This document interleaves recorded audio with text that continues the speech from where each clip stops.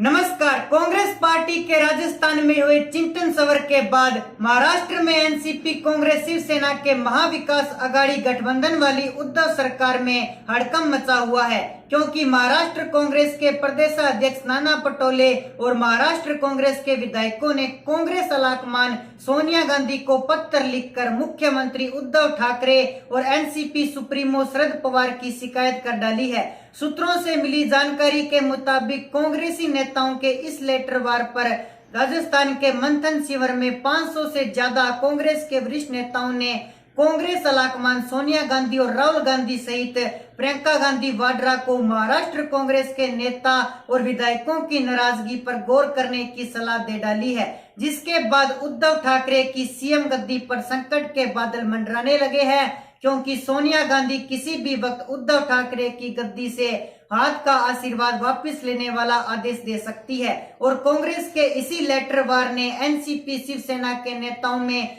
खलबली मचाकर रख दी है। दरअसल महाराष्ट्र कांग्रेस प्रदेशाध्यक्ष नाना पटोले ने एनसीपी की शिकायत कांग्रेस आलाकमान सोनिया गांधी को की है, जिसका जिक्र राजस्थान के उदयपुर में कांग्रेस के चिंतन शिविर में भी हो चुका है। नाना पटोले द्वारा लिखे गए इस लेटर वार में साफ कहा गया है कि एनसीपी कांग्रेस महाराष्ट्र में कांग्रेस को खत्म करने के लिए अप्रत्यक्ष रूप से काम कर रही है, जिसका भविष्य में कांग्रेस को बहुत बड़ा नुकसान होने का अनुमान है। साथ ही नाना पटोले ने साफ कहा है कि एनसीपी प्रमुख शरद पवार भारतीय जनता पार्टी के साथ मिलकर कांग्रेस के खिलाफ एक बड़ी साजिश महाराष्ट्र में रच रहे हैं, जिसके कामयाब होने से कांग्रेस को बहुत बड़ा राजनीतिक नुकसान हो सकता है। पिछले 2.5 साल में ऐसे कई वाक्य अब तक सामने आ चुके हैं, जिसमें एनसीपी ने कांग्रेस की पीठ में खंजर घोंपा है। इसी क्रम में नाना पटोले द्वारा शरद पवार के कई कारनामों की याद कांग्रेस आलाकमान सोनिया गांधी को दिलाते हुए कहा है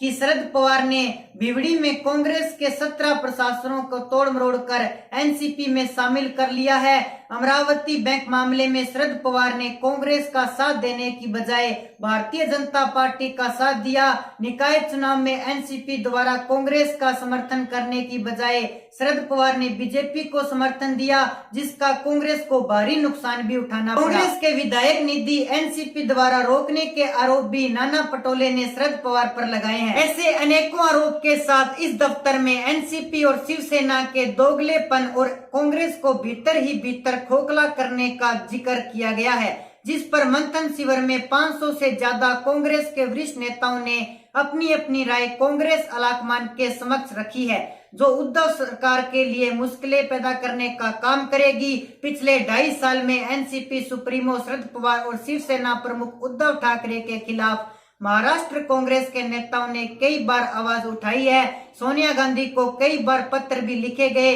राहुल गांधी ग्रुप के महाराष्ट्र कांग्रेस नेता संजय रूपम ने पूर्व में भी एक पत्र सोनिया गांधी को लिखते हुए कहा था कि पिछले 1-1.5 साल में कांग्रेस ने क्या खोया है और क्या पाया है, इस पर कांग्रेस आलाकमान को विचार करना चाहिए और शरद पवार के चुंगल से निकलकर कांग्रेस अपनी राजनीतिक जमीन मजबूत करने के लिए महाविकास आघाड़ी गठबंधन से बाहर आने वाला फैसला ले लेना चाहिए। इस तरह लेटर वार के जरिए संजय रूपम ने कांग्रेस आलाकमान सोनिया गांधी से महाविकास आघाड़ी गठबंधन से बाहर निकलने की गुहार लगाई थी, जिसके बाद मुख्यमंत्री उद्धव ठाकरे ने अपने सुपुत्र आदित्य ठाकरे और एनसीपी के भोंपू एवं उखाड़ फेंक दिया वाले पत्रकार संजय राउत के साथ दिल्ली के 10 जनपद में सोनिया माता के सामने हाजिरी लगाई थी और किसी तरह इस पूरे मुद्दे पर सफाई देकर उद्धव ठाकरे ने अपनी सीएम गद्दी को बचा लिया था। लेकिन अब परिस्थितियां पूरी तरह से बदल चुकी है, क्योंकि आने वाले समय में बीएमसी के चुनाव होने हैं और उद्धव सरकार में अलग अलग पड़ी कांग्रेस को अपनी राजनीतिक जमीन मजबूत करने के लिए एनसीपी और शिवसेना से किनारा कर बीएमसी चुनावी मैदान में उतरना होगा, जिसकी तैयारी में कांग्रेस आलाकमान द्वारा महाविकास आघाड़ी गठबंधन से बाहर निकलने का फैसला लिया जाना संभाविक है। और इसी क्रम में महाविकास आघाड़ी गठबंधन वाली उद्धव सरकार की उल्टी गिनती शुरू होने के प्रयास लगाए जाने भी शुरू हो चुके हैं। बताया जा रहा है कि किसी भी वक्त कांग्रेस आलाकमान सोनिया गांधी का फरमान मुख्यमंत्री उद्धव ठाकरे और एनसीपी सुप्रीमो शरद पवार को मिल सकता है और उस फरमान में उद्धव ठाकरे से उनकी सीएम गद्दी छीनने की चर्चाएं लगातार तेज है। जिसके संकेत मिलने भी कुछ शुरू हो चुके हैं। पंजाब से पूर्व कांग्रेस के नेता सुनील जाखड़ द्वारा पार्टी छोड़ने से कांग्रेस को बहुत बड़ा झटका लगा, तो गुजरात से हार्दिक पटेल ने भी कांग्रेस को अलविदा कह दिया। तो दोस्तों, ऐसे में आपकी जो भी राय आप हमारे कमेंट सेक्शन में जरूर बताएं। साथ ही हमारे चैनल को कर लीजिए सब्सक्राइब ताकि हमारे नए नए अपडेट्स आप तक पहुंच सके। जय हिंद, जय भारत।